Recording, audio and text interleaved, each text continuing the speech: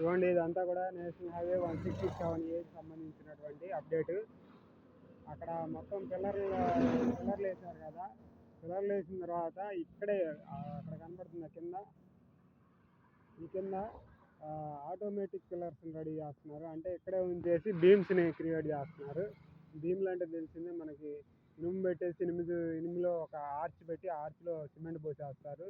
మనకి రెడీమేడ్గా ఈ దిమ్మలు అనేవి రెడీ అయిపోతాయి. అదే వర్క్ ఇటువైపు కూడా జరుగుతుంది. హైవే కాబట్టి ఎక్కువ సంఖ్యలో కావాల్సి వస్తే ఇట్లాంటి దిమ్మలు అనేవి అందరికి ఇట్లా పిల్లర్ పోసుకుంటూ వెళ్లకుండా రెడీమేడ్గా పిల్లర్లు తయారు చేసి వాటిని నిలబెట్టేస్తారు. అక్కడ చూడండి ఎంత పెద్ద క్రేన్ ఉందో.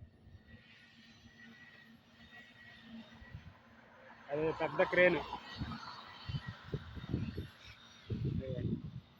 దాంతో సిమెంట్ పోసేస్తారు.